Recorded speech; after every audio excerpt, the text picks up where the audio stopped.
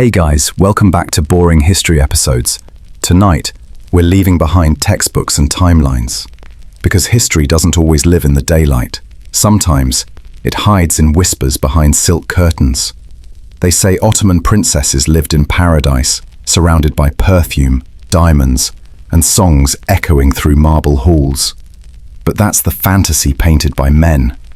In truth, beneath the shimmer of the empire, there were screams no one dared to write down.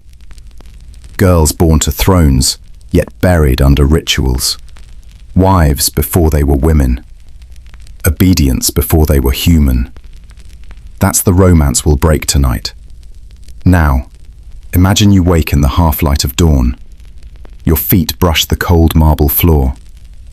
The scent of rose oil clings to your sleeve. Outside, the courtyard glows pale, and from somewhere far down the corridor, you hear the faint rattle of a golden door being locked. That door is for you. If you're new here, welcome. This isn't the kind of history you memorize. It's the kind that lingers. So wherever you're listening from, London, Manila, or a quiet room in Saigon, breathe out. You don't have to stay awake till the end. Just let the story find you. And if you want more nights like this, you can like, share, or subscribe, quietly, gently, so the next whisper finds its way back to you. Now, dim your lights. Let the fan hum like an ancient wind. Let your thoughts drift like smoke through time. Ease your heartbeat. The empire never sleeps, but you can. Our story begins in the spring of 1623, inside the heart of Topkapı Palace. The night is still, until a single sound breaks the silence. A cry, sharp as glass, tearing through marble walls. It isn't the cry of war, but of a wedding night.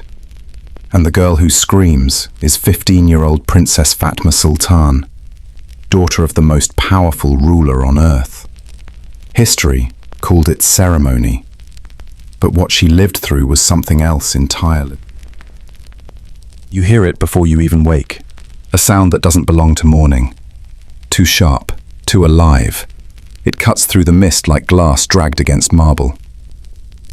At first you think it's a bird. Then you realize birds don't sound afraid of themselves. The sound moves through corridors built to keep secrets. It rolls across polished stone, softens against gold leaf, then blooms again. It belongs to a girl, 15 years old. Her name will be written as Fatma Sultan, daughter of Sultan Ahmed I. But history won't record what you're hearing right now. It rarely records sound. The eunuchs stop moving. Their sandals whisper, then freeze. Each one lowers his head, pretending the noise is wind. Pretending is safer than listening. A guard tightens his jaw. Someone fumbles a lamp. The flame wavers, spits, steadies. Life inside Topkapı Palace continues to breathe, orderly, beautiful, obedient, while one voice disobeys everything. The scream lasts only a few seconds, but the marble remembers longer. The air smells of rose oil and iron. Morning hasn't yet committed to being day. The Bosphorus outside still sleeps under a thin grey veil. You walk slowly, following the echo. Your feet tap against tiles the colour of frozen sky. Each step feels like a trespass. You're not supposed to hear what you're hearing. The palace is an ecosystem of control. Every door knows when to open. Every curtain knows how to fall. Every woman knows how to disappear quietly. Except this one. Her cry breaks the choreography. You pass a column engraved with tulips. Someone once carved them with careful patience. Now the petals catch shadows instead of sunlight. It feels wrong to see beauty standing still while terror moves. There's laughter from another wing, faint, rehearsed. A musician tunes a tambour, striking the same note 3 times. It sounds almost like mercy, but not quite. The palace must continue pretending everything is fine. That's how empires keep their rhythm. A servant girl crosses the hall carrying a copper bowl of milk and honey. Her steps are practiced. Her face is unreadable. She's been told not to look toward the room behind the crimson doors. She looks anyway.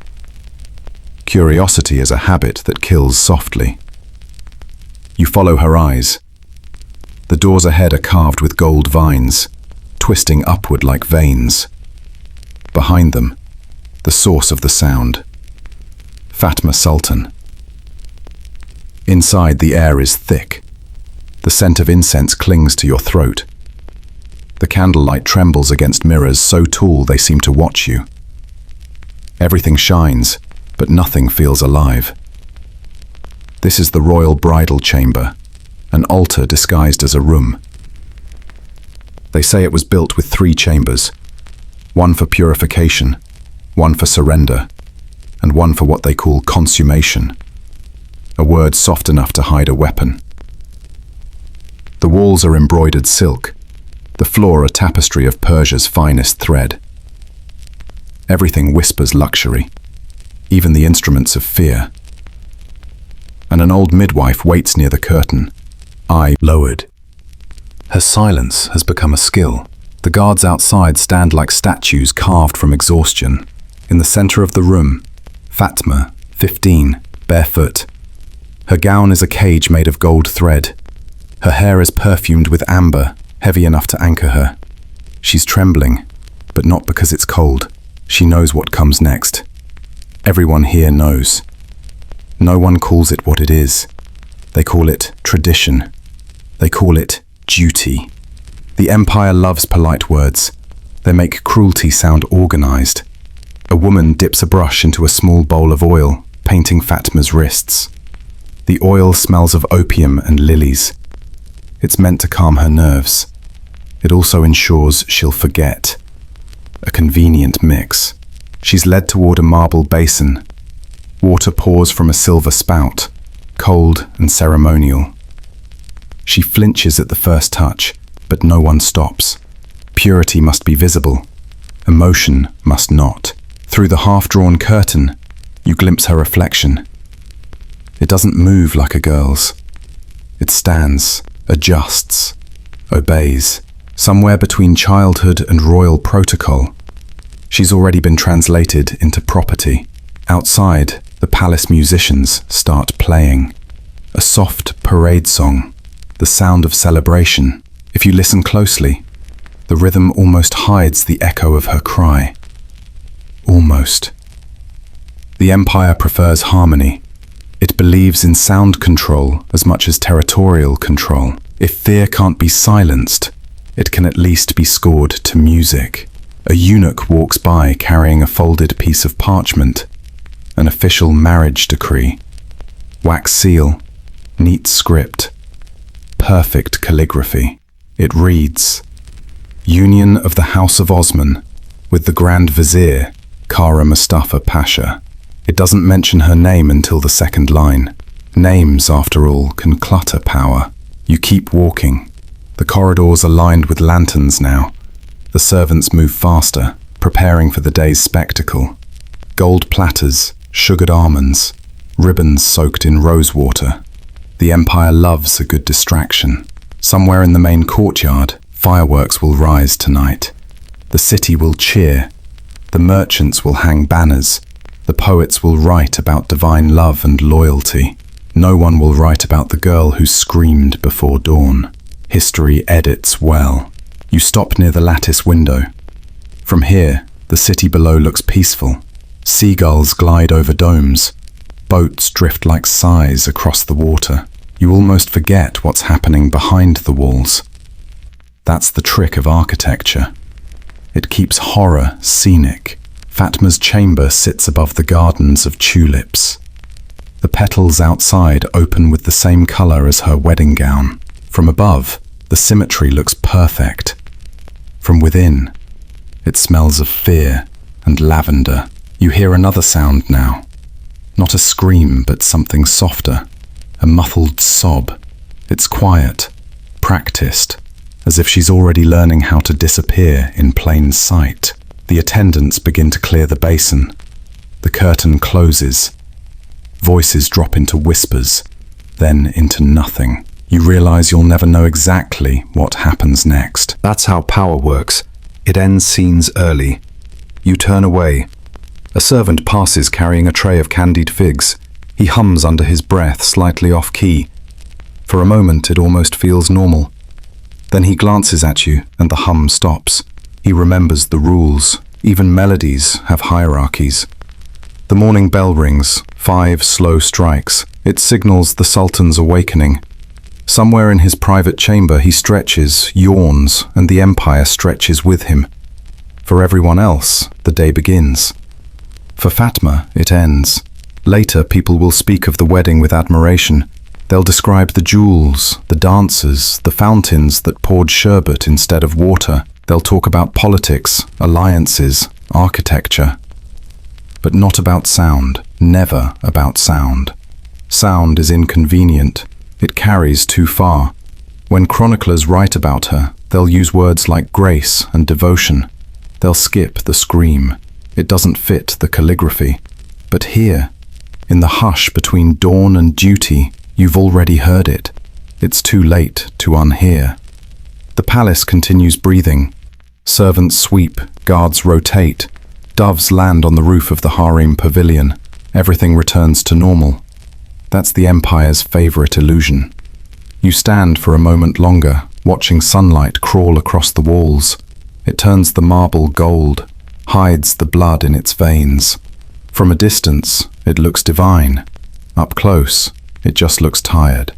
You turn to leave. The echo of her cry lingers in your ears, faint but stubborn.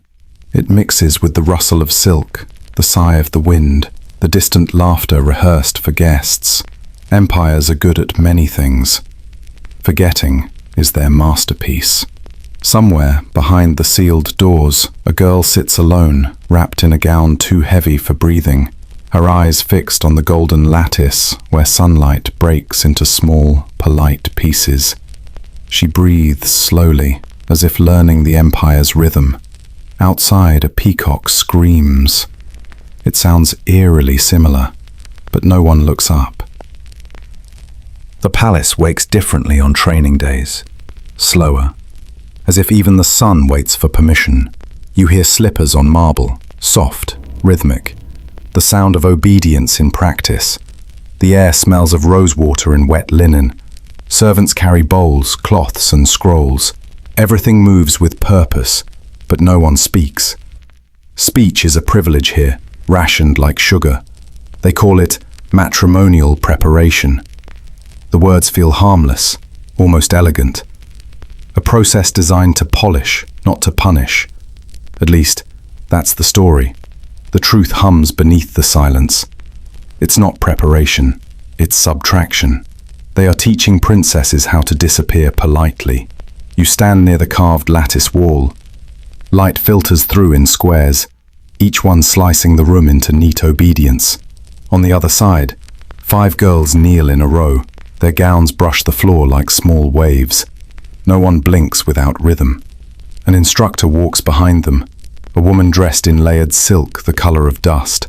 She carries a thin rod, not to strike, just to draw lines in the air. Precision, she says, is the highest form of beauty. Her voice is sweet enough to hide the edge. A girl sneezes. The rod pauses. Every head lowers. Sneezing wasn't in the schedule. The lesson continues. Today's topic, posture. They must learn 18 ways to bow. Each angle corresponds to rank, age, and male authority. Wrong degree, wrong life. You watch as they bend and straighten, their spines like reeds pretending not to break. The instructor nods, satisfied. The empire is safe for another day. In the corner, a scribe records progress. His pen scratches softly, the sound of futures being itemized. He writes notes like, Candidate 3 shows reluctance when corrected. Reluctance means personality. Personality means failure. Another lesson begins. Speech. They must memorize 43 words of submission. Nothing more, nothing less. Language trimmed down until it can't start revolutions. One girl hesitates on word 27. The instructor smiles thinly. A servant steps forward with a small bowl. Inside, cold water mixed with crushed mint leaves. She must rinse her mouth, cleanse the rebellion. Mint burns when used for punishment. No one writes that down. You shift your weight. The floor sighs under you. A guard looks over. You look away. It's a habit now. Survival through neutrality. The instructor moves on to breathing. Yes, even air has rules. They're taught to inhale through the nose, exhale through silence. Soundless breathing means dignity. Noise means disorder. Disorder means danger. You wonder who first decided that silence equals loyalty. Probably someone loud. The session ends with a ritual. Each girl must place her hand on her chest and recite a single line.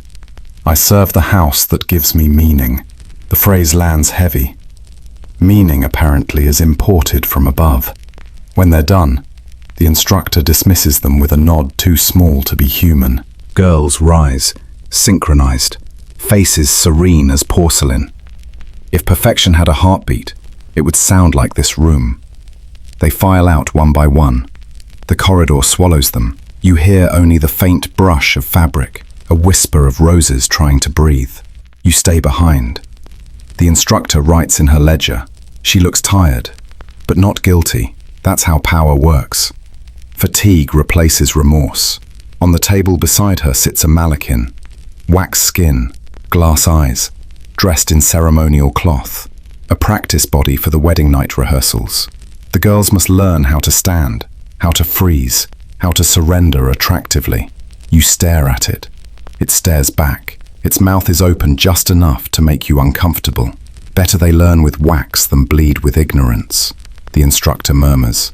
A line she's said so often, it no longer belongs to her.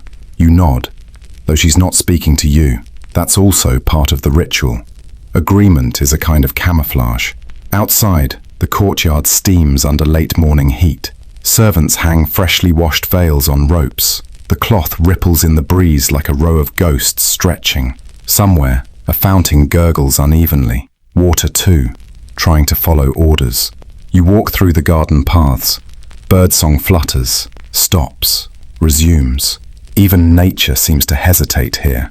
In the distance, the girls practice again, this time with balance and stillness. They must walk carrying porcelain bowls on their heads. If one falls, everyone starts over. Collective correction builds collective fear. Fear is efficient. The instructor claps once. The sound slices the air. They freeze. Her eyes sweep across them. Grace, she says, is control that looks gentle. They nod. Gentleness can be terrifying when required. You watch one of them stumble slightly. Just a flicker, an ankle trembling under fabric. Her bowl tilts, wobbles, steadies. She exhales quietly, hoping no one noticed. Of course, someone did. Mistakes have better hearing than success. A servant picks up the dropped bowl anyway. Precaution, not kindness. The training continues. You wonder if any of these girls will remember what laughter sounds like. Probably not. Memory is inefficient in dynasties. By noon, the girls are dismissed. They vanish into smaller chambers to rest. Rest means staring at walls until thinking feels impolite. Silence is a skill. They're becoming experts. The instructor walks past you again. She doesn't notice you, or pretends not to. Her perfume is heavy, made of sandalwood and resignation. You almost ask if she remembers her own training. You don't. Questions are bad for breathing. You wander through the record room. Scrolls, ledgers, endless names. Each princess has a file, neatly labeled with birth, betrothal, compliance score. There's even a section for adjustment incidents. The handwriting is elegant, the ink steady. History, written beautifully, lies beautifully. You unroll one parchment. A small note in the margin catches your eye. Subject shows signs of melancholy. recommend increased devotion sessions. You fold it back gently. Melancholy is what happens when people realize they have souls. The candle beside you gutters. Wax drips onto the document. It hardens fast, imperfections sealed under polish. Fitting. Somewhere beyond the archives, bells ring for afternoon prayer. Their sound floats through the corridors, clear, mathematical. For a moment, the palace feels pure again. But purity here is a costume, well-tailored, never questioned. You pass a servant polishing mirrors. He wipes until his reflection disappears. He calls it clean. The girls will grow up soon. They'll wear jewels heavy enough to hide bruises. They'll smile for portraits that smell of fresh paint and compromise. The empire will say, they are blessed with discipline. The empire never lies. It rephrases. You stop at the open balcony. Below, the city sprawls in noise and sunlight. Vendors shout, children run, life spills over. Up here, everything is measured. Down there, everything spills. Freedom has poor table manners. You rest your hand on the railing. It's warm from the sun. Someone has carved a small heart into the stone, hidden behind a column. Initials you don't recognize. Even palaces collect graffiti, proof that not everyone obeyed perfectly. Evening creeps in quietly. The sky turns the color of tired silk. The instructors leave their chambers, their faces glowing in lamplight. Tomorrow they'll begin again. New lessons, new compliance, same results. You realize the empire doesn't build soldiers, it builds symmetry. And symmetry, once achieved, needs guarding. Every bow, every silence, every breath keeps the geometry intact. Somewhere a nightingale sings too loudly. A guard throws a pebble to hush it. It doesn't stop. Not right away. Even birds take a moment to remember the rules. You smile, small, accidental. Then you stop. Even smiles echo here. The lamps flicker. Shadows stretch along the corridor like old secrets taking a walk. The air cools. You listen for footsteps but hear only yourself. The day ends the way it began. Quietly efficient, perfectly controlled, mercifully unrecorded. The empire sleeps. The girls dream of nothing, and the marble.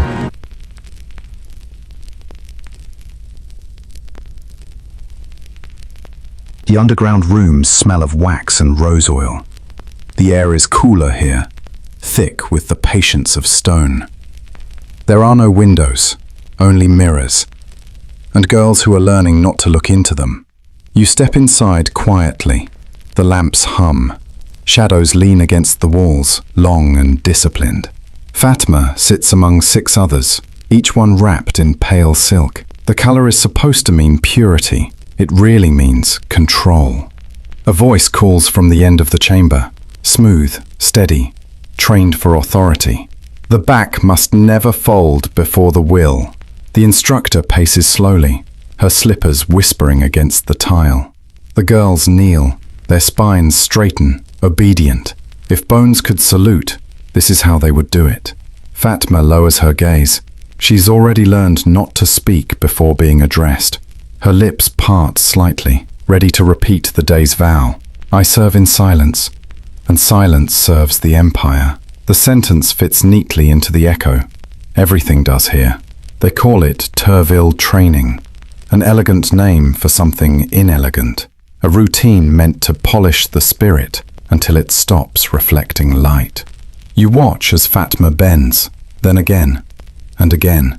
18 forms of bowing, each one graded by angle, breath, and humility. Too deep, and it's desperation. Too shallow, and it's pride. There's only one correct way to surrender. Gracefully. The instructor adjusts her wrist. Every gesture, she says, is a message to God and to men. Do not confuse the two. The girls nod. Fatma nods last. Her neck moves like a hinge that's starting to rust. You notice a small ink stain on her sleeve, proof that once she wrote poetry instead of apologies. No one mentions it. Ink, like memory, is easier to ignore when it dries. The servant enters carrying a bowl of tiny brass bells. Each girl takes one. They must balance the bells on their palms during the next round of bowing. If a bell rings, they start over. Noise equals failure. The empire prefers quiet victories. Fatma steadies her hand. The bell trembles once, then stills. Her breathing slows, her eyes empty. The perfect student is one who vanishes during class. By the afternoon, the lessons change. Now it's Mubarak training, the art of correct speech, or rather, the art of avoiding it. A scroll is unfurled on the instructor's lap. 43 sanctioned words are written in red ink. Each is a seed of obedience. Forgive, wait, obey, accept. Every word bends like a reed in the wind. None grow roots. The girls repeat them one by one. Their voices echo softly, a chorus of half-lives reciting a prayer to hierarchy. When Fatma reaches word 39, she stumbles. Her tongue catches on the sound. The instructor tilts her head. Again, she says. The word comes out clean this time, but not honest. Honesty isn't part of the curriculum. You lean against the wall, watching the light move along the mosaics. Gold tiles shimmer, pretending to be sun. This room is a theater of imitation. Everything shines with borrowed meaning. The instructor claps once, sharp, final. A eunuch brings in a tray of wax mannequins. Each one has a smooth, blank face, lips parted, eyes painted open. They gleam under the lamps like polite corpses. The girls are told to practice gestures of devotion, how to lift a hand in greeting, how to lower it in surrender, how to smile without showing need. The mannequins don't respond, of course. That's the point. It teaches the girls what men expect. Fatma's mannequin tilts slightly as she bows. Its head wobbles, then steadies. She stares at it too long. The instructor notices. "Don't look at it like a person," she says. Fatma nods, but she doesn't blink. The room grows warmer.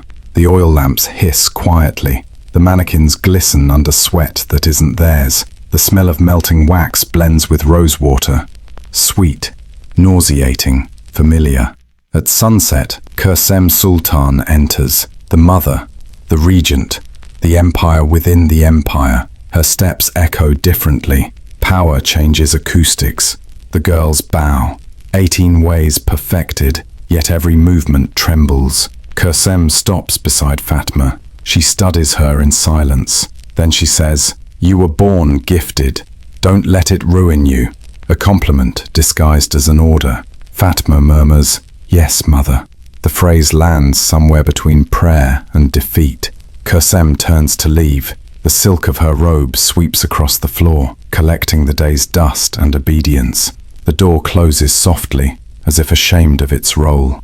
The instructor exhales once. "You will thank her someday," she tells Fatma. Gratitude, it seems, is mandatory here, even for grief. You sit in the corner. The wax figures gleam in the half-light. They seem to listen too. Somewhere, a candle gives up, its flame curling into smoke. The girls stand motionless. Their shadows stretch long across the floor, merging until you can't tell one from another. Individuality dissolves faster than wax. Later that night, the chamber empties. Only Fatma remains. She kneels before the mirrors. For a moment, you see two of her, the girl and the student, both tired, both silent. She raises her hand to her reflection, as if greeting someone leaving forever. Her breath fogs the glass. When it clears, the girl is gone. The student remains. Upstairs, the palace hums with music. Some celebration for someone else. Lutes, drums, laughter. Sounds from a world still capable of joy. They don't travel far down here. Stone eats sound. Sound eats memory. You turn toward the door. The instructor extinguishes the final lamp. Darkness folds neatly around everything. order is restored. You pause, just long enough to hear Fatma whisper something. It's too quiet to catch. Maybe a prayer, maybe a question, maybe both. The door closes behind you. The corridor above smells of jasmine again, the same jasmine that hides rot if you crush it. Some scents are honest. Only in death, you climb the stairs slowly. Each step carries the echo of the lessons below. Bowing, silence, control. 43 words that mean the same thing. When you reach the upper hall, a draft of cool air greets you. The palace is asleep, but its systems never rest. Obedience doesn't need witnesses. It just needs repetition. You walk past the courtyard, past the pool where moonlight trembles. The water looks peaceful, but peace here is just fatigue with better lighting. You look back once toward the staircase. The underground door glows faintly, a breath of candle still alive behind it. For a moment, it looks like hope, then the light dies. And that's how the Empire makes silence last longer than memory.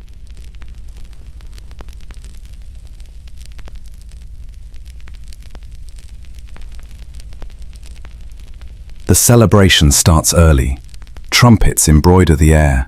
Gold plates clink like polite applause. The palace shines so hard, it forgets the night is coming. In the courtyards, lanterns bloom on poles, each one a small sun with perfect manners. Sugar towers lean under their own brightness. Dancers twirl in silks that imitate fire. Drums keep the city awake, as if joy were a duty with a schedule. You stand at the edge of the spectacle. From here, you can watch two worlds at once. The public one, loud, crisp, recorded, and the private one, quiet, soft, erased. Both happen at the same time. That's the trick. That's the cover. A procession crosses the marble like a gilded river. Banners float. Lutes argue sweetly with flutes. Men cheer. Women smile the way oil shines on water. Everyone plays the part written for them. Even the sky pretends to cooperate. It stays clear on cue. You follow the silk ribbon of attendants toward the pavilion. They call it the nuptial house. It has 3 levels, each one named as if tenderness were a staircase. Purification, surrender, consummation. Architecture does some of the talking tonight. It's fluent in power. The first level breathes coolness. Water sings in shallow basins, gliding over stone lips rubbed smooth by ritual. Attendants dip cloths into bowls perfumed with myrtle and something medicinal. Steam rises in careful curls. Clean is the headline.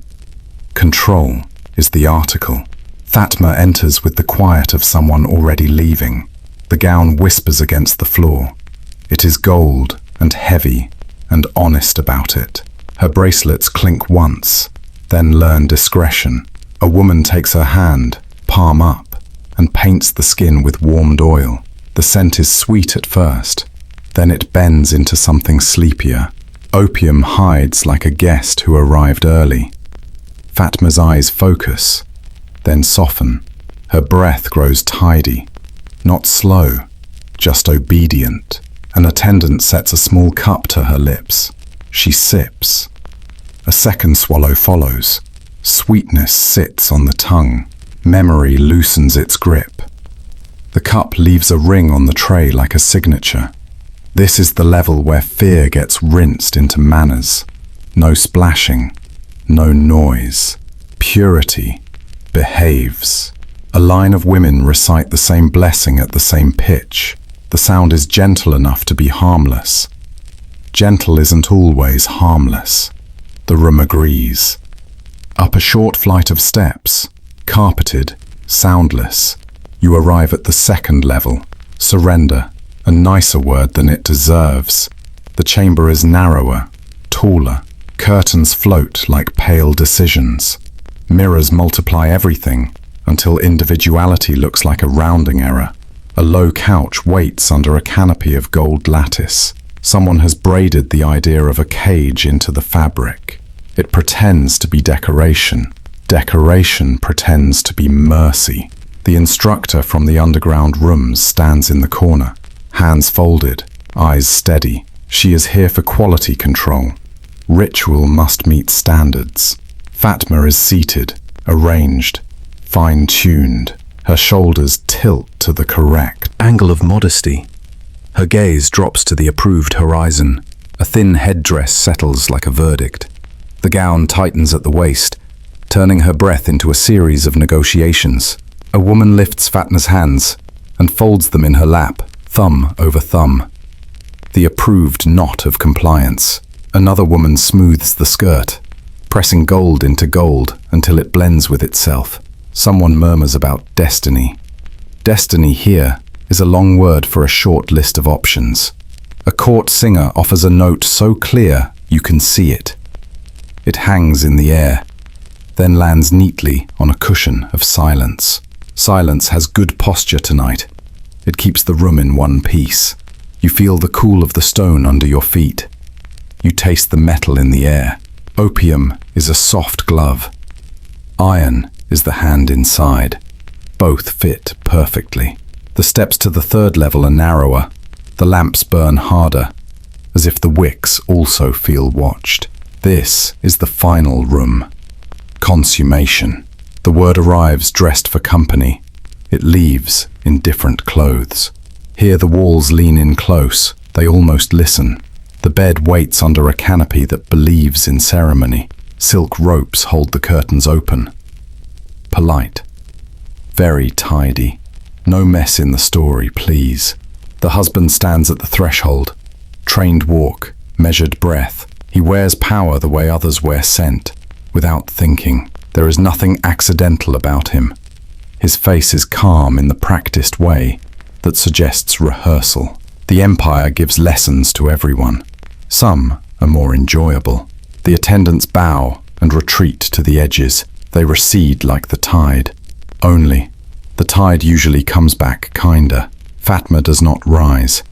Her body decides to be a statue. Stone is reliable. Stone remembers less. She looks somewhere behind the air, where the ceiling stops.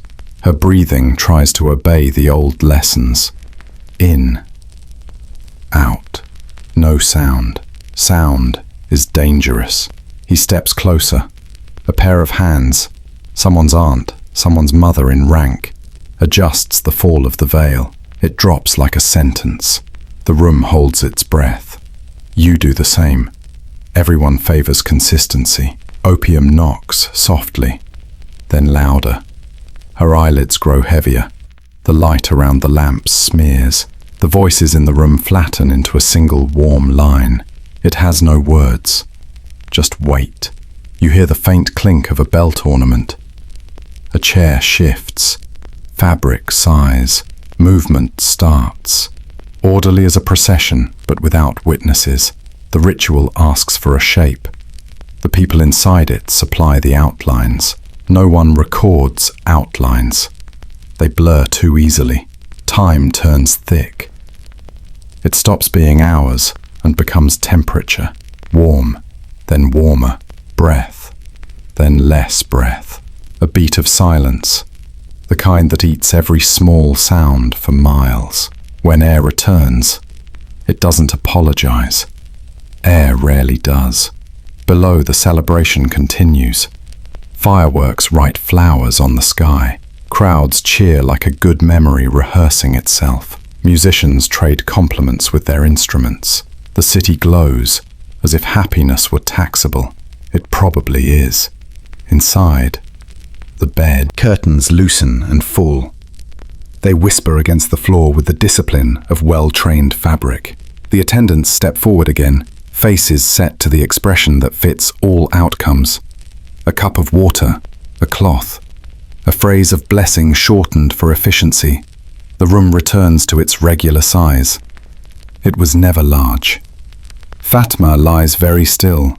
Her face holds a quiet that doesn't belong to rest. The opium has done its arithmetic. 1 + 1 = less. She looks the way a candle looks when it keeps the flame but loses the light. The instructor checks her pulse. nods at the number rather than the girl. Numbers travel better in reports. A servant draws the coverlet to her collarbone. Precise, careful, reversible. Reversals are rare. He leaves with his measured steps. The door closes with a small, obedient sound. Doors here learn quickly. An older woman hums a tune from the public celebration, but softer, without the smile. The melody reaches the pillow, then stops. It remembers itself and changes the subject. Dawn arrives through the lattice in thin gold knives. They cut the room into tidy pieces of mourning. Birds begin their duties on the eaves. The city resumes its ordinary appetite. Bread, news, gossip. It eats what it recognizes. Fatma doesn't move yet. When she does, it is a rearrangement, not a return. Her eyes open and look at nothing familiar. She blinks as if the world is a lamp that needs trimming. Her hands rest where someone told them to rest. They obey a memory she didn't make. You stand, listening to the quiet. It isn't peace. It's maintenance. Someone adjusts the veil, folds the edges, smooths the day. This is how palaces greet the morning. They tidy what the night built. A messenger runs across the courtyard below, carrying news the empire will prefer. He doesn't look up. He keeps the pace of someone certain. Certainty has long legs. In the room, an attendant speaks Fatma's name softly. She answers. The voice is hers. The tone is missing. What remains fits everywhere and bothers no one. It will photograph well. The pavilion exhales the last of the incense. It smells like a story that plans to survive, and it will. It always does. You step back from the threshold. You leave the room the way clouds leave a mountain. Slowly, without proof you were there. The corridor greets you with reasonable air. You take a breath that doesn't belong to anyone. It feels illegal. Behind you, the curtain hangs steady. Gold on gold. Quiet as a verdict written in polite ink. The lamps dim. The echoes fold themselves into the corners.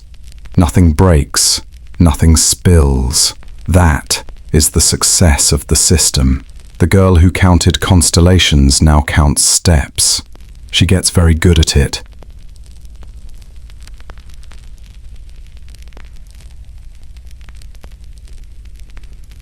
The years after the wedding move slowly. Days arrive, behave, and leave on schedule. The palace learns her silence before it learns her name. Fatma wakes with the call to prayer. She sits at the window for hours, watching the courtyard change color. The marble glows pink at dawn, grey by noon, gold before dark. It repeats itself perfectly, as if mocking her for doing the same. Servants move through her rooms like drafts of air. They dust, pour tea, adjust curtains. She thanks them in gestures, not words. Words are currency she no longer trusts. The gold cage she wore on her wedding night is gone. In its place, velvet, pearls, silk, soft prisons. More comfortable, more permanent. Luxury is kind that way.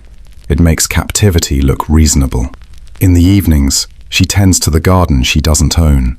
Small things grow under her care.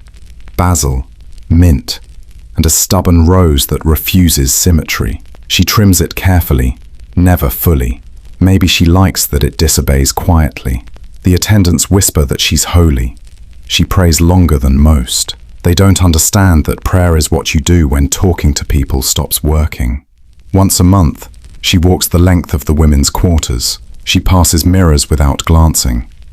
Listens to music without listening. There are children now. Other people's daughters, learning to move the way she once did. The cycle hums below the surface, steady as palace plumbing. When they bow to her, she nods back, not out of pride, but apology. There are letters she never sends, neatly folded thoughts about stars, poetry, freedom, the kind of words that require air. She writes them anyway, on parchment that smells faintly of dust and jasmine. Then she tucks them into drawers lined with lavender. Unsent words make excellent perfume.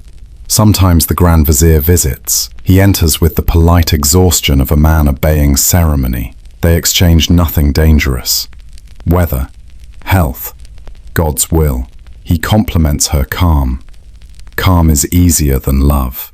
He leaves behind gifts, rings, fabrics, a bird in a gilded cage. The bird sings for 3 days, then stops.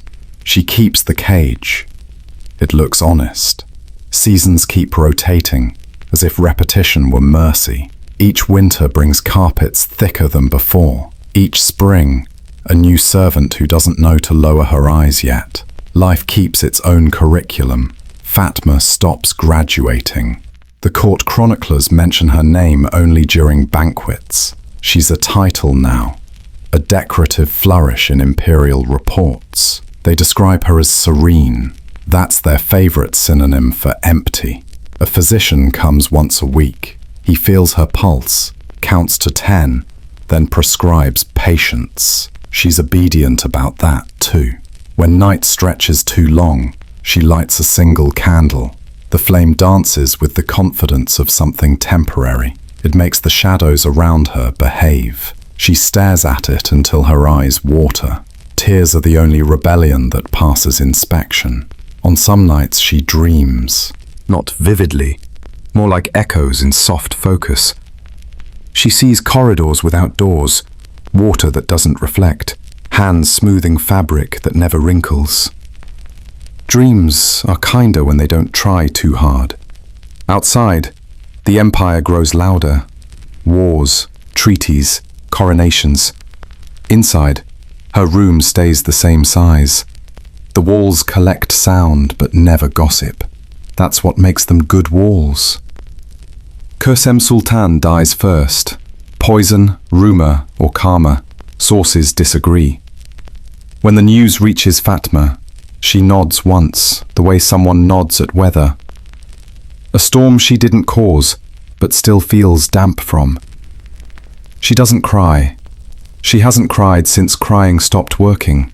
Instead, she orders the garden pruned.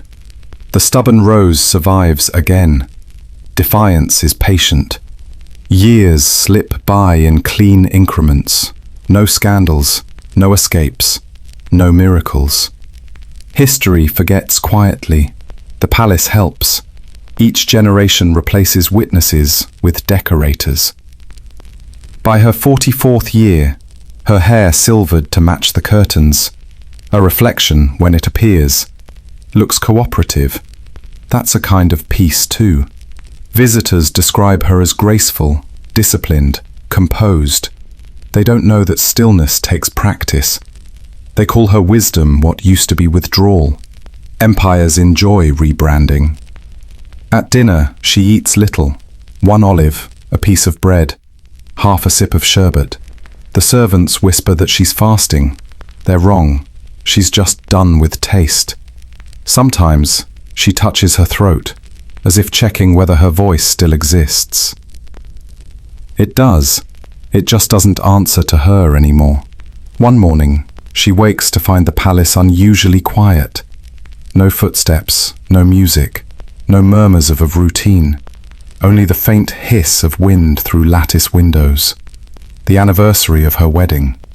Her attendants leave white veils at her door because tradition doesn't retire. She dresses herself, slowly, carefully, in silk the color of old paper. No gold today. Gold doesn't suit ghosts. The mirror greets her with professional detachment. She nods at it like an acquaintance. Then she walks to the window and sits. The city outside blurs in morning light. Minarets stretch like tired arms. She closes her eyes. Her breathing thins. Not painful, not peaceful, just smaller. By noon, she is gone. No audience, no spectacle. Even death behaves here. They find her sitting upright, hands folded properly. The position matches every portrait painted of her. Consistency until the end. The court notes her passing in one line. The Lady Fatma Sultan joined her creator on this blessed day. Blessed is one way to describe it. Outside, The gardeners trim the hedges. Inside, servants change the sheets. No one pauses long enough to feel the temperature shift. The empire doesn't like drafts. Her chambers are sealed by evening, the mirrors covered with linen, the birdcage polished, though still empty. Dust will resume its work tomorrow. Years later, historians will call it trauma-induced dissociation, a modern term for an Ancient art. The ability to vanish without leaving, to breathe without living. Some will say she found peace. Others will call her a victim. Both miss the point. She became what the empire needed, a silence so perfect it outlived her. You stand in the empty room. The air still carries her perfume, that mix of jasmine and restraint. Somewhere, the wax on the candle has hardened mid-drip. Even the flame didn't get to finish. You touch the window frame. It's cold. Outside, the call to prayer rises, the same sound that once woke her each morning. It feels different now. Not holy, just hollow. The palace glows in the late sun, its walls immaculate, its stories edited. From this angle, it almost looks merciful. Almost. And in that pause between almost and not quite, history closes another file. Quietly, efficiently, like it always does.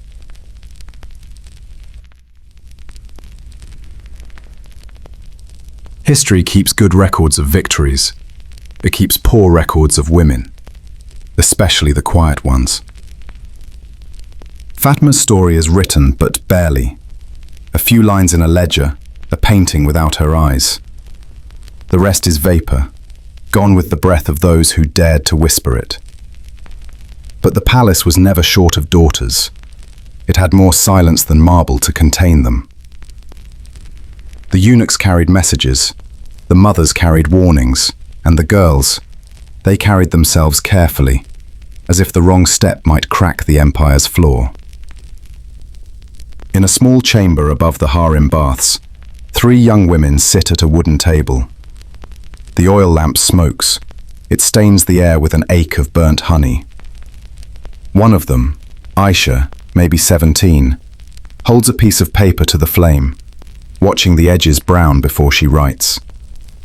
The ink she uses isn't real ink. It's a mix of pomegranate juice and prayer. When it dries, it vanishes. That's the point. The note reads, "Alive but not seen." She folds it twice, slips it into a hollow of her shoe. It will travel further than she ever will. You stand in the corner, a quiet ghost of the future, watching a rebellion so small it could fit under a fingernail. The empire calls it melancholy, a polite word for internal collapse. Doctors of the court prescribe lavender baths and obedience. They never diagnose cause, only inconvenience. But the symptoms are everywhere. Girls who stare too long at water. Girls who forget their own handwriting. Girls who laugh when they shouldn't. The physicians nod, write, melancholia due to moon influence, and collect their salary. The palace prefers medical terms to moral ones. They sound less guilty. Not every daughter surrenders. Some learn new forms of invisibility, like Princess Rukia, who feigns illness for a year just to delay her arranged marriage. When they finally open her chamber door, she's gone. The records call it divine disappearance.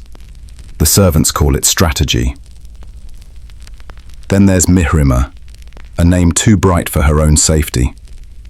She learns the art of embroidery, hiding letters in the patterns of tulips. A loop of thread means help. A misplaced petal means no. Her tapestry hangs for years in the prayer hall, a flag no one reads. And Esma, who sends her protest in perfume. She dilutes the Sultan's favorite scent, ambergris, with vinegar. A quiet insult, wrapped in sweetness. He never notices. No one ever does. That's what makes it perfect. Night in the harem is never silent. There's always the click of slippers, the flutter of fans, the soft arithmetic of survival. Every woman counts something: days, glances, secrets. You can hear the rhythm if you listen long enough. A candle trembles beside you. The wax pools at its base like exhaustion. Across the room, an older princess hums a lullaby from a province she hasn't seen in 30 years. She forgets half the words, fills the gaps with sighs. Sighs are a flexible language. The younger ones listen. Not because they like the song, but because it's the only thing in this palace that still sounds human. Now and then, a rumor surfaces. A princess faked her death, slipped away through a servant's passage, and vanished into Anatolia. Another one wrote poetry under a man's name. Another burned her marriage bed before dawn. None of these stories are proven. They aren't meant to be. Rumor is the only freedom history allows women. It costs nothing to spread, and everything to prove. You look at the marble floors, smooth from centuries of bare feet. They shine with polish and denial. The palace eats confessions for breakfast, but sometimes it burps. The archives are worse, too organized. Each scroll labeled, each signature trimmed. Someone's whole life reduced to the width of a ribbon. You unroll one carefully, fingers brushing the brittle paper. The ink has faded to the color of dusk. A line catches your eye. Her conduct remains pleasing. She asks for nothing. It's signed with a flourish, as if satisfaction were proof of virtue. You roll it back, slow. Some stories are safer unread. A cat wanders in through the open door. It walks across centuries of secrecy without consequence.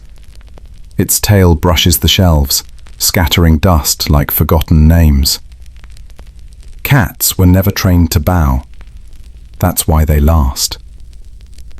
You pass through the corridor that leads to the old nursery. The walls still carry the smell of milk and sandalwood. Once this was where laughter lived. Now it's where dust rehearses eternity. A small wooden horse sits by the window. Its paint has peeled, revealing a line of carved letters.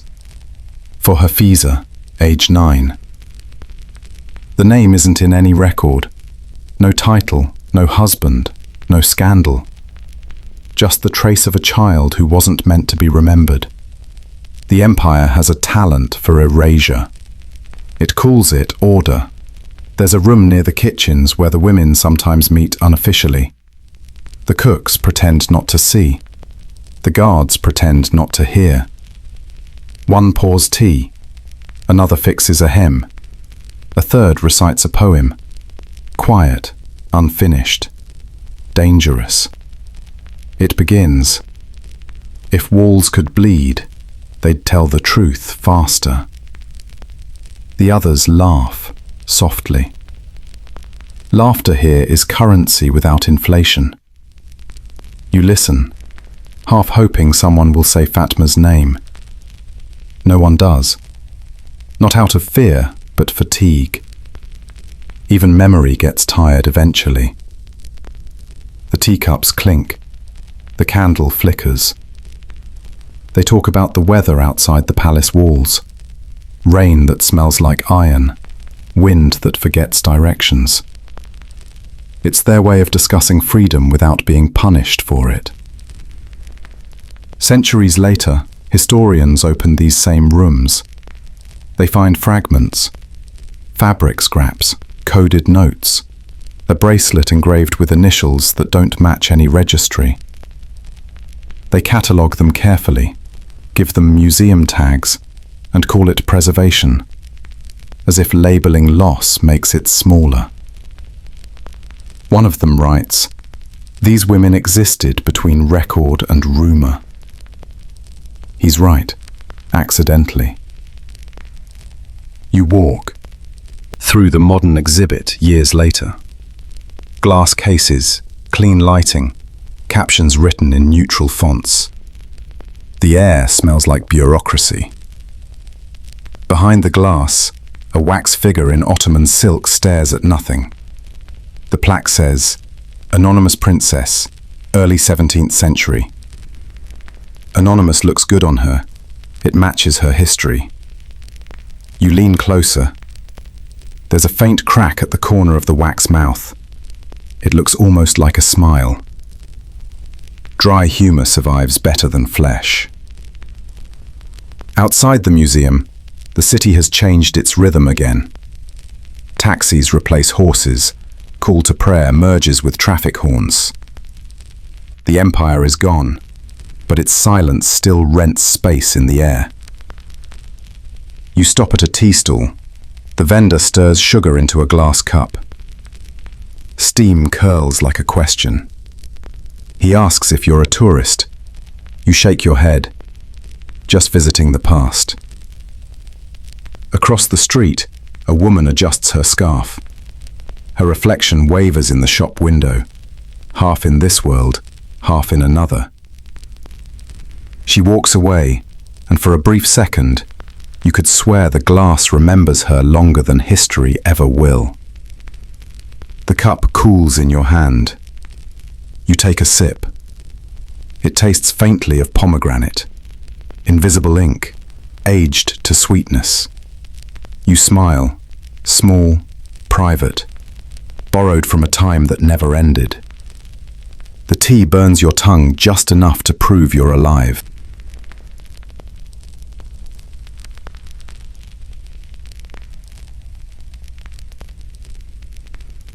The palace sleeps, but the walls don't. They never do. They've seen too much to rest easy. Moonlight slides through the lattice windows like liquid glass, pooling in the corridors, gliding over velvet, jewels and ghosts pretending to be history. From a distance, it still looks beautiful. Up close, beauty starts to sound like an apology. They called it a paradise, a garden of music, laughter and rosewater. They forgot to mention the locks. Every paradise has an admission fee. Here, the price was freedom. The empire wrote the script. The harem performed it flawlessly. Every smile rehearsed, every silence approved. Even the perfume had protocol. Too little was neglect, too much was rebellion. You walk through the hall now, barefoot. The tiles cool under your skin. Somewhere above, the nightbirds sing, their voices sharper than the truth. The tapestries still hang, peacocks, gardens, fountains. The empire's favorite lies woven into silk. They shimmer in the lamplight, each thread pretending to be innocent. If you press your ear to them, you can almost hear the needle sigh. The women who embroidered these walls left their fingerprints in the weave. You can feel them, faint but present, like the pulse of someone buried just beneath the surface. They stitched obedience into art, devotion into design, sorrow into symmetry. The harem was always neat, even in despair. One pattern repeats more than the others, a small motif of a cage, hidden among vines and tulips. The historians call it aesthetic innovation.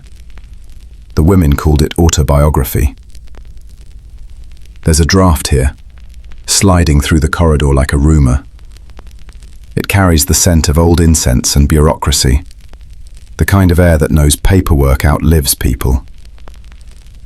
Beyond the curtains lies the imperial archive, scrolls, decrees, marriage contracts. The smell of dust and ink clings like loyalty. You unroll one. A decree signed in perfect gold ink. For the stability of the realm, the women of the house must remain unseen. A policy disguised as poetry. Empires love their euphemisms. You roll it back carefully. History bruises easily, but it doesn't bleed. On the shelf below, a forgotten document. The edges burnt, the handwriting frantic, uneven. It isn't a law. It's a confession. You read, "I sang to keep from vanishing." No name, no signature. Anonymous survived better that way. You close the scroll. The air feels heavier. Truth does that. It eats the oxygen first. Outside, the courtyard glows under the half-moon. Water moves lazily through the fountain. Each drop lands with the patience of a century. The surface reflects everything but depth. Perfect metaphor. You imagine the old sultans walking here, hands behind their backs, pretending philosophy while counting alliances. Power looks contemplative when seen from behind. From the front, it just looks hungry. The harem windows face inward. They always have. No view of the world beyond, only walls within. It's a brilliant design. When you can't see escape, you stop measuring distance. You place your hand against the marble, cold, smooth, almost polite. The empire built its perfection with the same material it used for tombs. Efficiency is timeless. Some stories leak, no matter how tight the seams. A letter from a concubine found in a drain, ink washed into illegibility. A servant's diary buried under a pomegranate tree. A broken mirror smuggled out by a laundress. Fragments, but enough. The palace never learned how to silence reflection. From those fragments, you start to see the machinery. Not a paradise, a system. Each rule a cog, each girl a gear. Polished, replaceable, necessary. Even devotion had a quota. Even pain had paperwork. The empire called it harmony. History calls it management. You call it what it is, a quiet kind of consumption. The irony, of course, is that beauty did most of the work. It distracted witnesses, softened edges, made cruelty photogenic before photography existed. People will forgive anything if it glows. Visitors from foreign courts wrote about the music, the scent of amber, the laughter behind screens. They loved the mystery. They didn't hear the rehearsal. You stand beneath a chandelier that once hung over a wedding feast. Hundreds of crystal drops glint above you, each catching light that doesn't belong to it. It looks divine. It also looks like a frozen rainstorm, brilliant, suspended, dangerous. The chandelier creaks slightly in the draught. You smile. Even beauty gets tired. Somewhere below, the kitchen fires die down. The smell of baked bread mixes with the ghost of rosewater. The scent of comfort, hiding the taste of control. You imagine the cooks cleaning their copper pots, polishing reflections they'll never be allowed to admire. Everyone here polishes something. Silver, image, history. The difference is mostly spelling. The empire outlived its daughters, as empires tend to do. It buried its grief under new architecture, bigger domes, taller gates, quieter stories. Progress, they called it. That's another good word for forgetting. Morning threatens the horizon. A thin grey light creeps through the cracks. The silk curtains stir, the colour of old wine and older secrets. You can almost hear the whisper of centuries folding themselves neatly away. This is the part where the storytellers usually stop. The conclusion, the reflection, the moral. But history doesn't end with morals. It ends with maintenance. Someone sweeps the courtyard, Someone refills the lamps. Someone closes a door. And everything starts over, beautifully. You look back once at the walls that once glittered with illusions. The harem, the empire, the legend. All silk, all scaffolding. You almost admire the craftsmanship. It takes skill to make suffering look like art. The truth hides best when it smells good. Before you leave, you touch one of the silk curtains. It feels softer than gilt. The thread hums faintly, as if remembering the hands that made it. Under the lamplight, the gold embroidery catches fire for a second, then cools again, like memory. The air is still now, the silence well trained. Even the ghosts keep their manners. You exhale, your breath fogs the glass for an instant, a human mark among mechanical perfection. Then it fades. Everything fades. That's the Empire's final trick. You step outside into the grey dawn. The Bosphorus exhales below. The same water that once mirrored palaces and processions. Now it carries only light and trash. Time edits generously. You glance back at Topkapı's silhouette. It gleams faintly under the weak sun, the illusion intact. To tourists, it's still paradise. To historians, it's legacy. To the walls, it's confession. And to you, it's proof that beauty, no matter how golden, is just the polite mask of power. The empire sleeps again. The silk holds, the silence holds, and the truth, as always, waits for better company.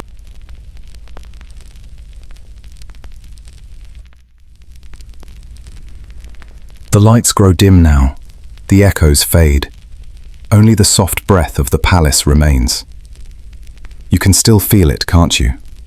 The cool marble under bare feet, the scent of rose oil lingering in the air, a whisper of silk brushing past time itself. The night has quieted, but its memory hums like a secret in the dark.